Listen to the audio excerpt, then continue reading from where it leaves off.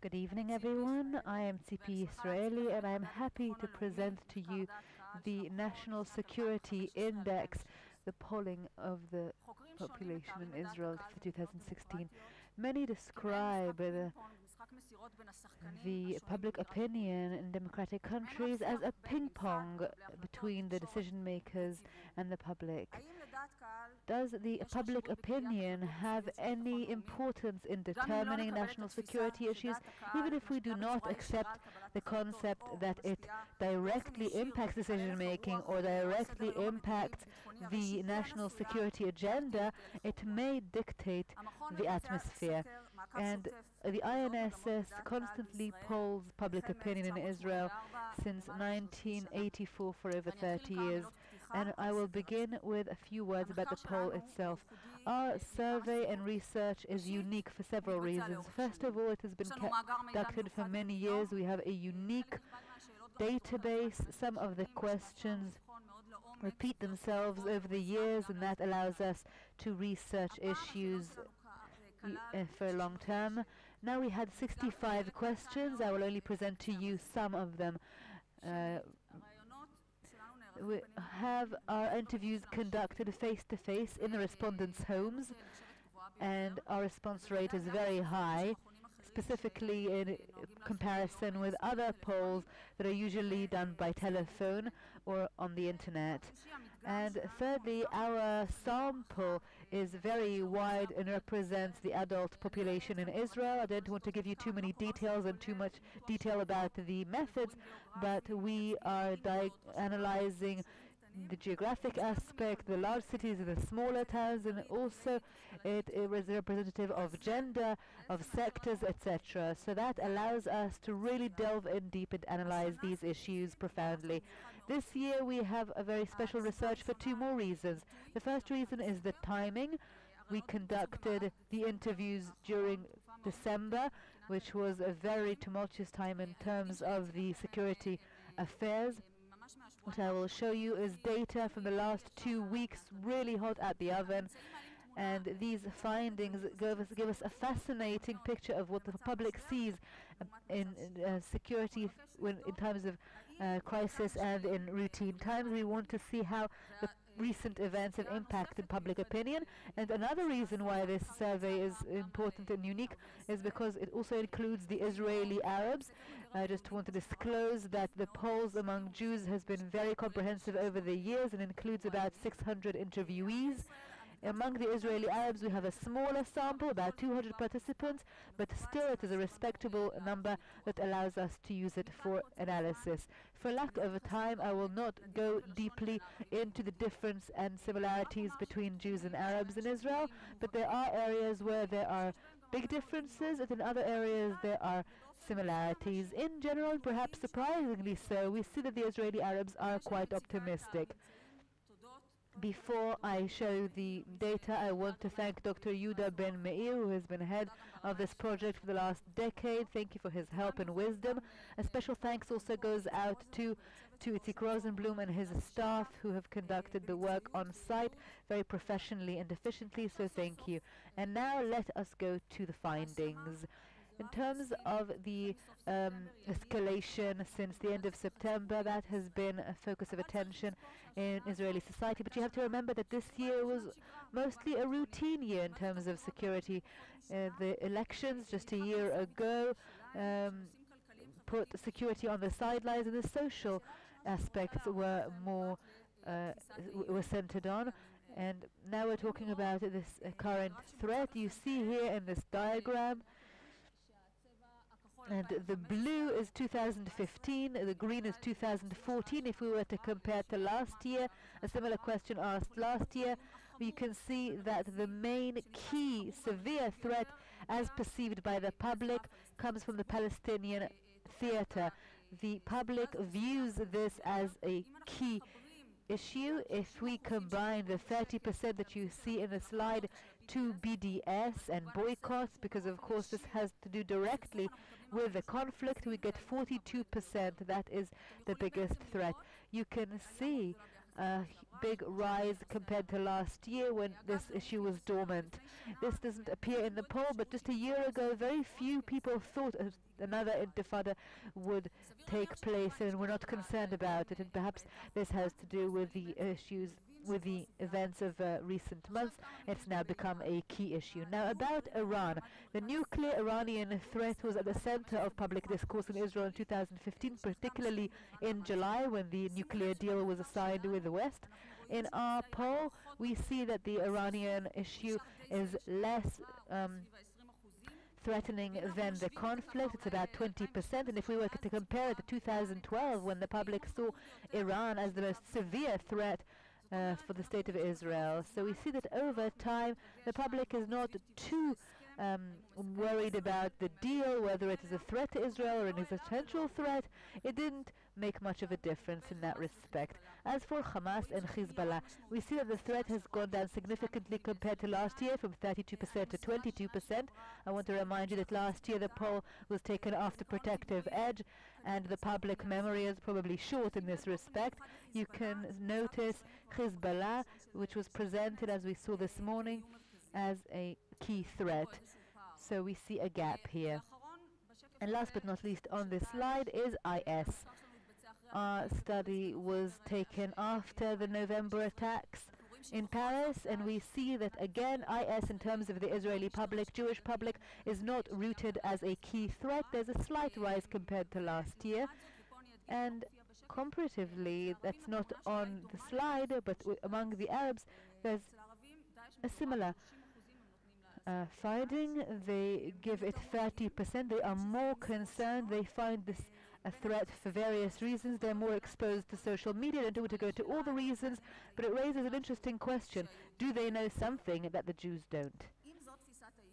If this is the perceived threat, what does the public think about Israel's ability to cope with these threats? We asked, is the state of Israel, can it cope successfully with various threats? And I don't want to go into all of the components, but it is in a hierarchical order. The grade the public gives to Israel's ability is very high. It is between 70 and 80 and 90 even percent, with the exception, as you can see on the left, non-conventional weapons. That is still of concern to the Israeli public. It's always been of concern. That's nothing new. They don't know what it is. It sounds more of a threatening. But what I want to highlight in this slide is the support from the United States. Only 40% think that Israel can cope without its support, and we can see that the strengthening of the public opinion when it comes to how essential the US is. That can only be seen in other studies by the INSS and other places, that the public knows how essential it is that we are in good relations with the United States. Now, since the Palestinian threat is the biggest threat in terms of the public, what are the main positions in this issue? Well, for many years the Israeli public is supportive of negotiations between Israel and the Palestinian Authority.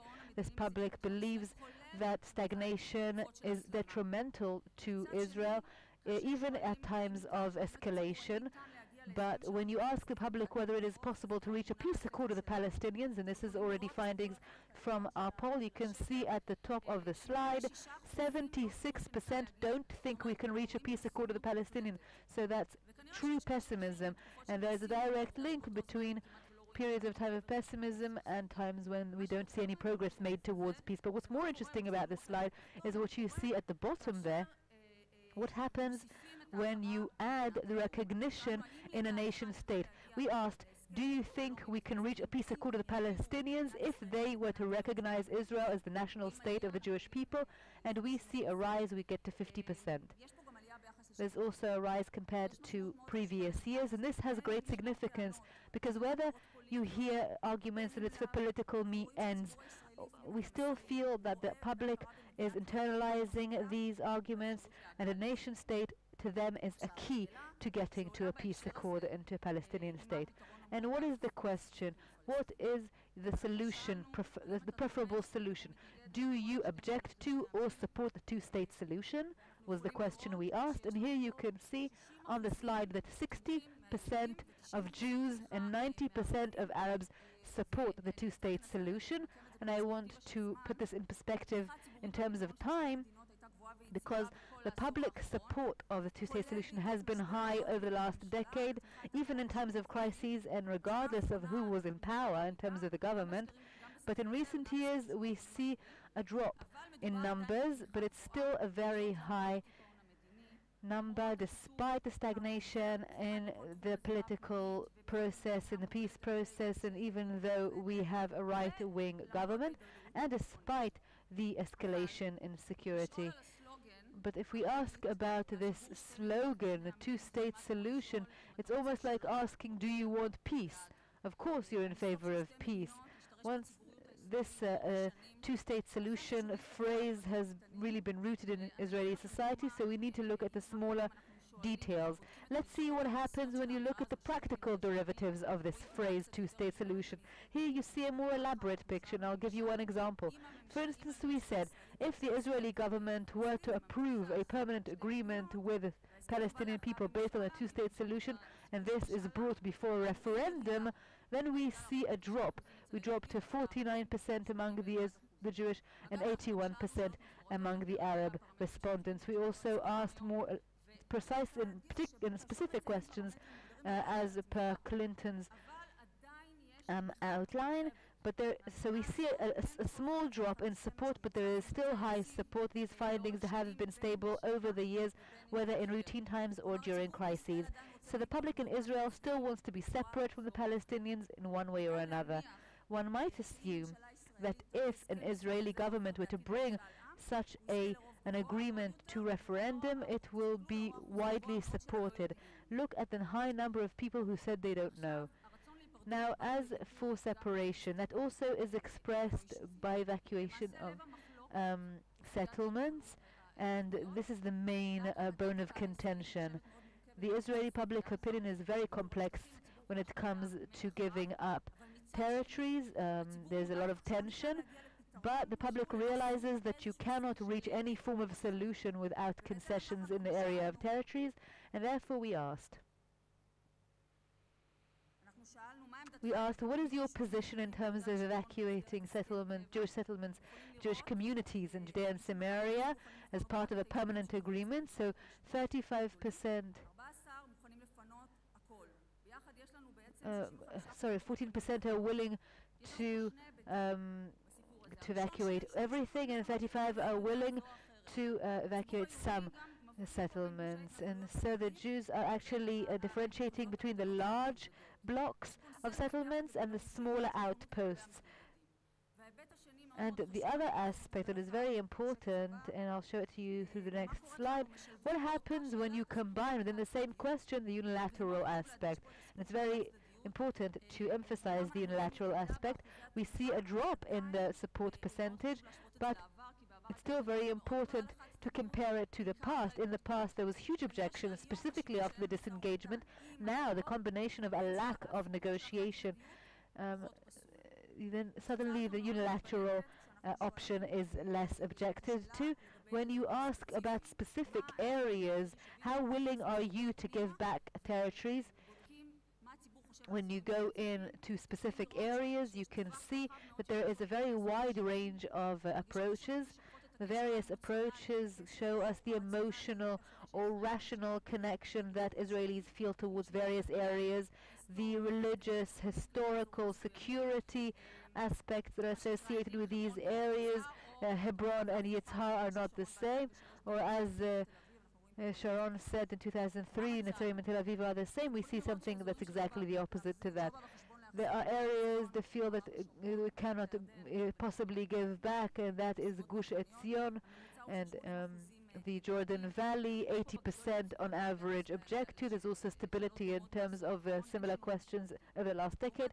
There's very little change, but most are supportive of giving back the small settlements, and that's a difference compared to previous years. This is a matter of emotion. If we look at recent years, we see a rise in willingness to give back. 40% in 2009, we saw 29% so it's quite a big rise. What that perhaps raises the question is friction and terrorism. Does it give us more willingness to make concessions? And the last thing I want to say is the Arab neighborhoods in Jerusalem. 41% are willing to give back these neighborhoods, and on this front I want to expand a little bit about Jerusalem.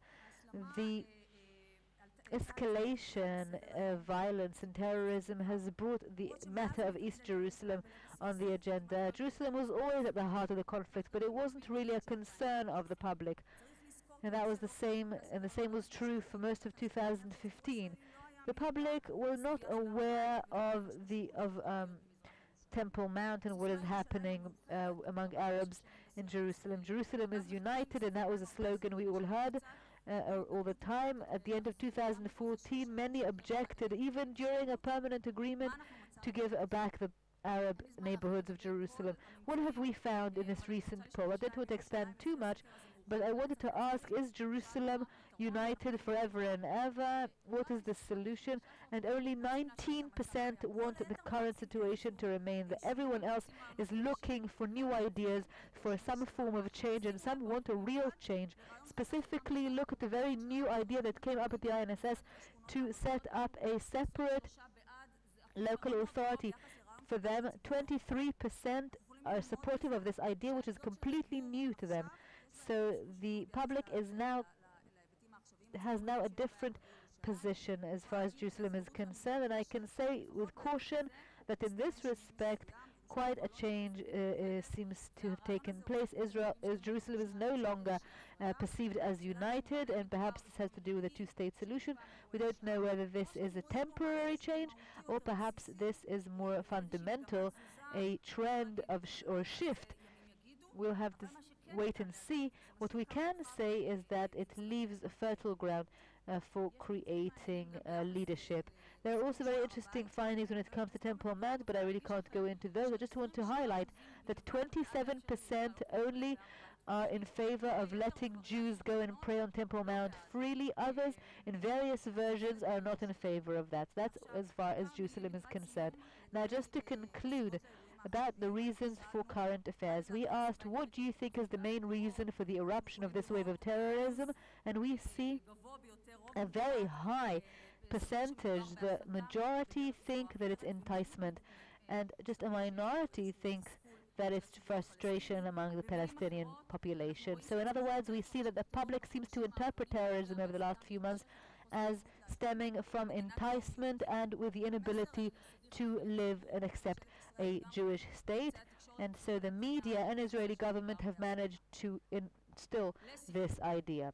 To conclude, on the one hand, we saw that the Israelis are concerned about the Israeli-Arab conflict. They think there's a very low chance to reach a peace accord, and yet we see that they still believe in the two-state solution. They are willing to give back some of the territories and are open to new ideas, as we have demonstrated when it came to Jerusalem. We see on the one hand stability and consistency in Israeli public opinion over the years, including in times of escalation, but we see that public opinion is not static, and it is volatile and has to do with the different times. Different times have changed the public opinion positions, and some of the core issues are challenging the status quo in light of the situation. So what conclusions can we draw from this? We see that public opinion can be changed. We can see that as after the disengagement, perhaps that was an exceptional event, but if the decision makers are adamant, then they can even have new ideas and they can take the public with them, especially if it is presented in a convincing way. Israeli leadership these days has a public mandate for a peace process. Thank you very much.